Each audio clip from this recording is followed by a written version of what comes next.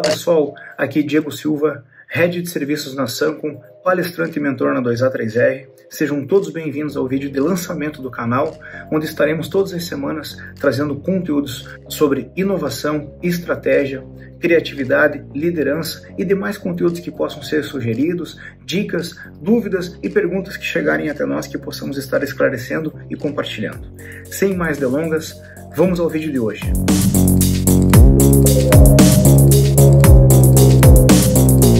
Equilíbrio. Em que sentido de equilíbrio? No sentido enquanto vida, no sentido do equilíbrio que muitas vezes perdemos na busca pela alta performance, na dedicação exclusiva a determinados objetivos que possuímos enquanto vida, enquanto carreira. Esse equilíbrio trata de alguns conceitos que muitas vezes no passado entendíamos que podíamos deixar a vida pessoal separada da vida profissional, ou que o trabalho não impacta em nossa família e que nossa família, nossa vida pessoal não deve impactar no trabalho. Por um bom tempo acreditei nisso, fielmente, mas entendendo a partir de experiências frustradas que é muito mais simples, apesar de trabalhoso, conseguirmos conciliar de maneira equilibrada esses pontos. O espírito precisa ser alimentado enquanto crença para que possamos ter uma plenitude em nossa dedicação diária, mas também precisamos de um equilíbrio enquanto pessoa e profissional. E de que formato sugiro que possamos buscar esse equilíbrio? Várias pessoas me perguntam como ajustar, equilibrar essa balança diária de agendas, de compromissos e de foco que precisamos ter. O primeiro ponto é entendermos o nosso porquê, o nosso propósito.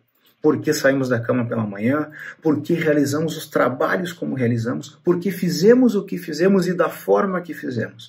Porque naquele determinado momento estamos nos dedicando a essa determinada atividade e não a outra que pode estar concorrendo de maneira paralela no mesmo horário. Entendendo esse porquê enquanto pessoa, e esse é o entendimento do indivíduo com ele mesmo, será simples passarmos para o segundo passo. E o segundo passo é entendermos onde estamos falhos.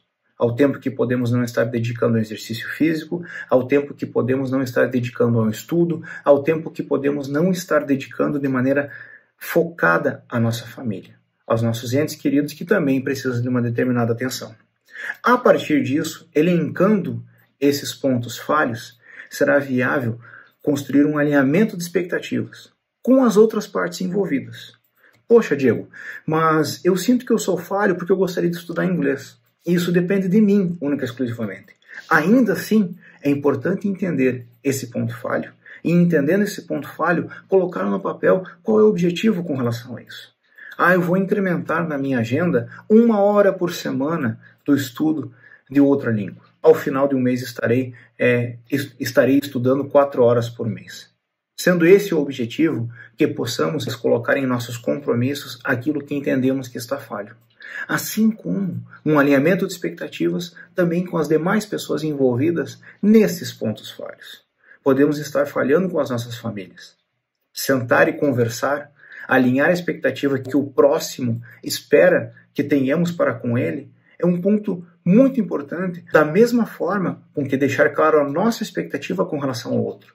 Muitas vezes ela não está sendo atendida e acaba nos frustrando, fazendo com que a nossa performance não seja a ideal, uma vez que a nossa expectativa ela já partiu de um princípio frustrado.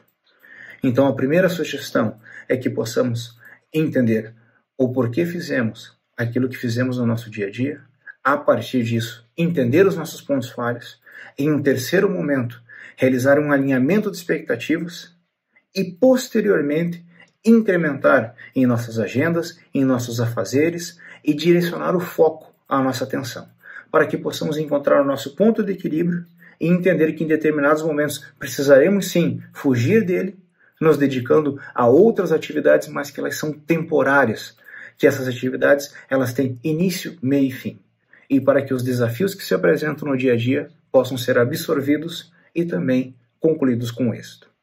Essa era a dica de hoje. Espero que todos possam usar de maneira prática e objetiva.